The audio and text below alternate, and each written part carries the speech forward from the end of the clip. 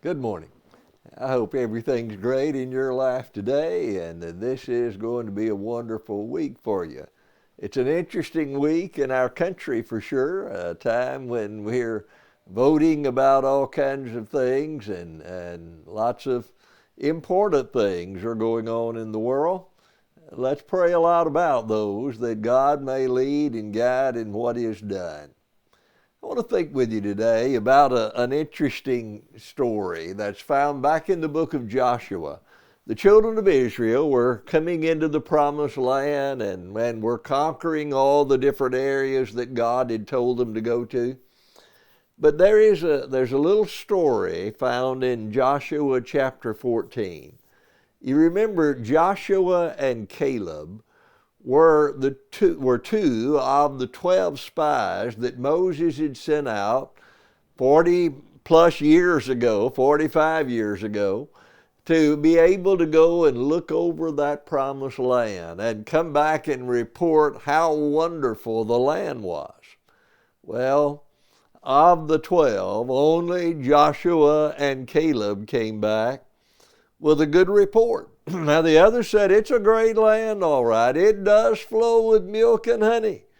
But oh, the enemy is so strong and there are giants over there and the land will swallow you up.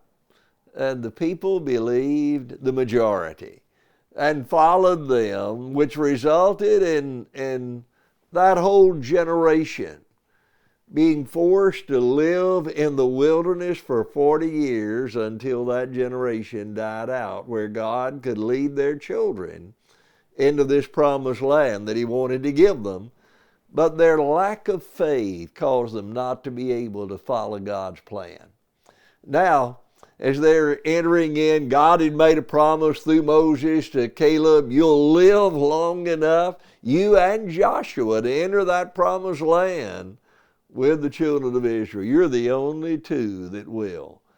Even Moses didn't get to enter that promised land because sin got in the way. But as Caleb is here before Joshua, he said, God made a promise to me 45 years ago, and now I'm 85 years old.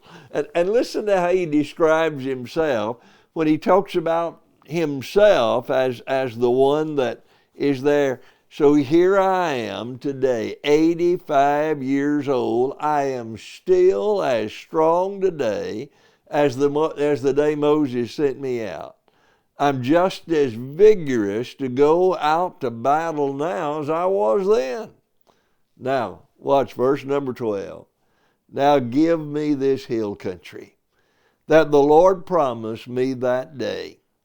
You yourself heard then that the Anakites were there and their cities were large and fortified.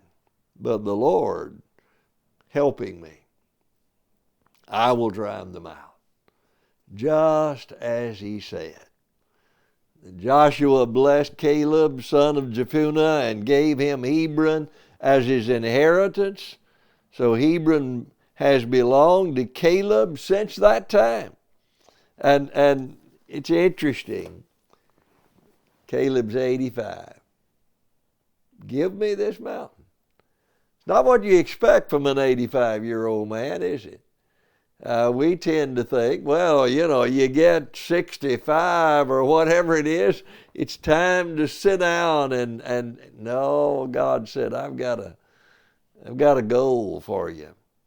And Caleb would not give up. He wanted to be the one that went in and drove the giants out, the one that conquered the land that God had offered to him. God said, I'll give you the very land you walked over.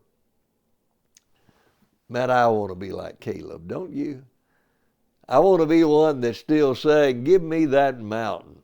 Now, it is interesting, as they began to conquer that land and Caleb's descendants are there, that he says, I'll tell you what, if anyone will come of my people and lead this group in and conquer this area, I'll give him my daughter. And Othniel, who would become one of the judges in the book of Judges, will step up and say, I'm ready to go. And he marries Caleb's oldest daughter and becomes a conqueror himself.